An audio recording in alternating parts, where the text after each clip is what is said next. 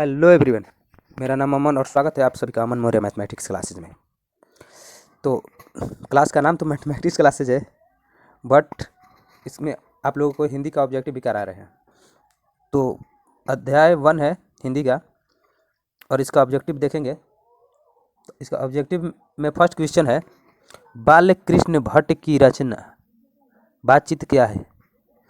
तो एकांकी है, कहानी है, या सी यात्रा स्मरण है और डी ललित निबंध है। तो बाल कृष्ण भट्ट की रचना एक ललित निबंध है, option number D. Question number second, बाल कृष्ण भट्ट किस युग के निबंधकार थे। तो ऑप्शन ए है प्रसाद युग, ऑप्शन बी भरतेंदु युग, ऑप्शन सी द्विवेदी युग, ऑप्शन डी कबीर युग। तो बाल कृष्ण भट्ट भरतेंदु युग के निबंधकार थे, इसका आंसर होगा बी। मनुष्य की बातचीत का उत्तम तरीका क्या है। ऑप्शन ए है मनुष्य की बातचीत का उत्तम तरीका क्या है। ऑप्शन ए है विद्वतापूर्ण बात करना, ऑप्शन बी है तर्कपूर्ण बात करना, ऑप्शन सी है भीड़ से बात करना, ऑप्शन डी है अवाक होकर बात करना। तो इसका सही आंसर होगा ऑप्शन डी, अवाक होकर बात करना। अब क्वेश्चन नंबर 4, संवाद में सबसे महत्वपूर्ण क्या है। नंबर ए तर्क, नंबर बी जिज्ञासा, नंबर सी आत्मीयता और नंबर डी प्रवाहपूर्ण भाषा। तो संवाद में सबसे महत्वपूर्ण क्या है, तो हो जाएगा आत्मीयता, ऑप्शन नंबर सी।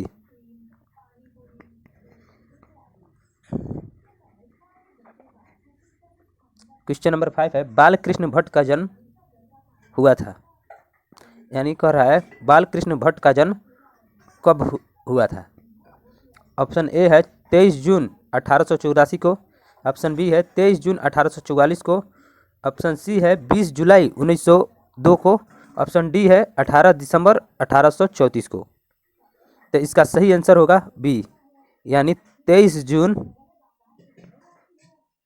1844 को 44 को इनका जन्म हुआ था। संयोगिता स्वयंवर रचना है। ऑप्शन ए अलख कृष्ण भट्ट की, प्रताप नारायण मिश्र की, श्रीनिवास दास की, या डी मैथिली शरण गुप्त की। तो संयोगिता स्वयंवर रचना है ऑप्शन सी श्रीनिवास दास की। क्वेश्चन नंबर 7, कौन सी रचना बालकृष्ण भट्ट की नहीं है। ऑप्शन ए नूतन ब्रह्मचारी, ऑप्शन बी 100 अजान एक सुजान, ऑप्शन सी सुभद्राओं का अभाव, ऑप्शन डी परीक्षा गुरु। तो इसका सही आंसर होगा डी परीक्षा गुरु। कौन सी रचना बालकृष्ण भट्ट की है। ऑप्शन ए रेल का विकट खेल, ऑप्शन बी कछुआ धर्म, ऑप्शन सी रेणुका, या ऑप्शन डी प्रचार्य विद्या। तो इसका सही आंसर होगा ए रेल का विकट खेल। बालकृष्ण भट्ट ने कौन सी मासिक पत्रिका, मतलब बालकृष्ण भट्ट ने कौन सा मासिक पत्र निकाला था। ऑप्शन ए है Pratap, option B Kramvir, option C Hindi Pradeep, option D Jyotsna. इसका आंसर होगा सी हिंदी प्रादीप। बातचीत किस विद्या की रचना है। बातचित्र किस विद्या की रचना है, आलोचना, गीत, शोध या निबंध। तो इसका सही आंसर होगा डी निबंध। बातचित्र एक निबंध है, ललित निबंध है। और क्वेश्चन नंबर 11, रॉबिन्सन क्रूसो ने 16 वर्ष के उपरांत किसके मुख से एक बात सुनी। फ्राइडे के, संडे के, एडिसन के, या स्टील के। तो रॉबिन्सन क्रूसो ने 16 वर्ष के उपरांत फ्राइडे के मुख से बात सुनी थी, आंसर होगा ए फ्राइडे के मुख से। बातचीत शीर्षक के निबंधकार हैं जो जयप्रकाश नारायण, मोहन राकेश, नमवर सिंह या बालकृष्ण भट्ट। तो बातचित्र के लेखक है बालकृष्ण भट्ट, आंसर होगा इसका डी। बातचीत के माध्यम से बालकृष्ण भट्ट क्या बात लाना चाहते हैं। बातचीत की शैली, ऑप्शन ए, ऑप्शन बी भाषण की शैली, ऑप्शन सी संवाद की शैली, या डी इनमें से कोई नहीं। तो बालकृष्ण भट्ट बातचीत के माध्यम से बातचीत की शैली को बतलाना चाहते हैं, ऑप्शन ए होगा इसका। क्वेश्चन नंबर 14, भट्ट जी को किसने अंग्रेजी साहित्य के एडिशन और स्टील की श्रेणी में रखा है? Option A Hazari Prasad Dwivedi, option B doctor Nagendra, option C Ramchandra Shukla, option D Ramvilas Sharma. तो भट्ट जी को अंग्रेजी साहित्य एडिशन स्टील में रामचंद्र शुक्ल ने श्रेणी में रखा है।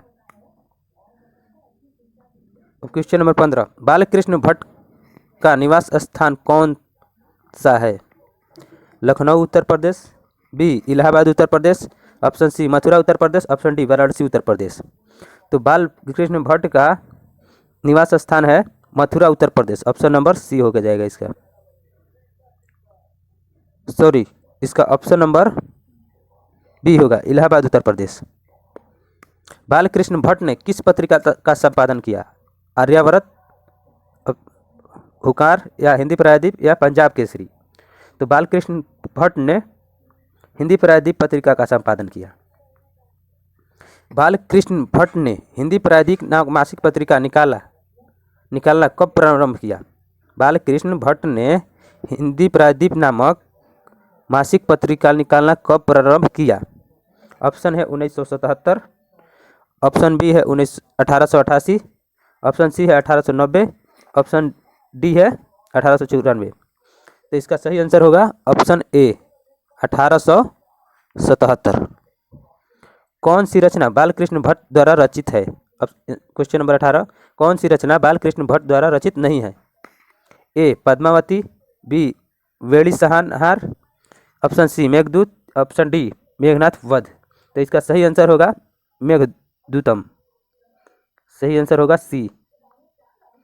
कौन सा उपन्यास हो गया यहाँ पे, उपन्यास बालकृष्ण भट्ट द्वारा रचित है?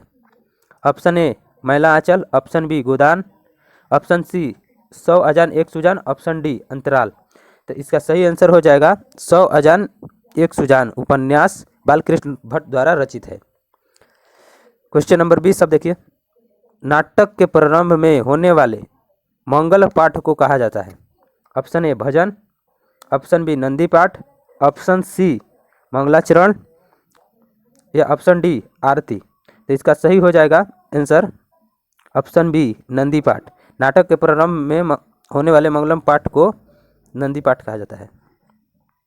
अब आते हैं क्वेश्चन नंबर 21 पर। रोबिन्सन क्रूसो को कब तक मनुष्य का मुख देखने को नहीं मिला? 10 वर्षों तक या 12 वर्षों तक या 16 वर्षों तक या 18 वर्षों तक? तो इसका सही आंसर हो जाएगा ऑप्शन नंबर सी 16 वर्षों तक। रोबिन्सन क्रूसो को मनुष्य का मुख 16 वर्षों तक नहीं देखने को मिला था।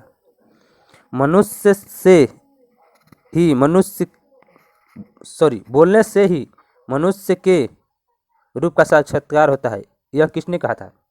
Option A Addison, option B Ben Jonson, option C Spenser, option D Milton.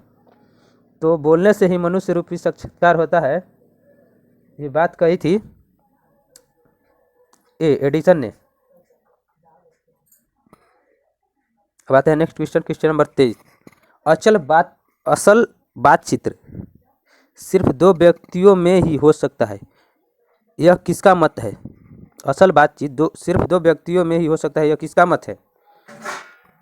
तो ऑप्शन ए है एडिसन, ऑप्शन बी है बेन जॉनसन, ऑप्शन सी है मिल्टन, ऑप्शन डी है स्पेंसर। तो ये कहा था एडिसन ने, इसका सही आंसर होगा ए।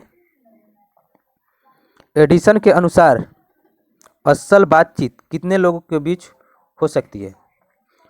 2 या 3 या 4 या 5? इसका सही आंसर हो जाएगा ऑप्शन ए 2 व्यक्तियों में असल बातचीत हो सकती है। बातचीत से मन किस प्रकार का हो जाता है? क्रोधपूर्ण, ऑप्शन बी भारी और बोझिला, ऑप्शन सी हल्का और स्वच्छ, और ऑप्शन डी इनमें से कोई नहीं। तो बातचीत से मन हल्का और स्वच्छ हो जाता है, ऑप्शन होगा सी, इसका सही आंसर होगा सी। किसके न होने से सृष्टि गूंगी प्रतीत होती है? श्रवण शक्ति, ऑप्शन ए, ऑप्शन बी वाक शक्ति, ऑप्शन सी दिव्य शक्ति, ऑप्शन डी स्मरण शक्ति। तो वाक शक्ति नहीं होने से सृष्टि गूंगी प्रतीत होती है। आर्ट ऑफ कन्वर्सेशन कहाँ के लोगों में सर्वाधिक प्रचलित है? आर्ट ऑफ कन्वर्सेशन कहाँ के लोगों में सर्वाधिक प्रचलित है? ऑप्शन ए अफ्रीका के, ऑप्शन बी भारत के, ऑप्शन सी यूरोप के, ऑप्शन डी कनाडा के। तो इसका सही आंसर हो जाएगा ऑप्शन सी यूरोप के। बालकृष्ण किस काल के रचनाकार हैं? ऑप्शन ए आदिकाल, ऑप्शन बी भक्तिकाल, ऑप्शन सी रीतिकाल और ऑप्शन डी आधुनिक काल। बालकृष्ण भट्ट आधुनिक काल के रचनाकार हैं, आधुनिक काल के रचनाकार हैं। तो यहीं पर वीडियो समाप्त करते हैं। तो ये रहा क्विज अध्याय 1 का ऑब्जेक्टिव हमने किया।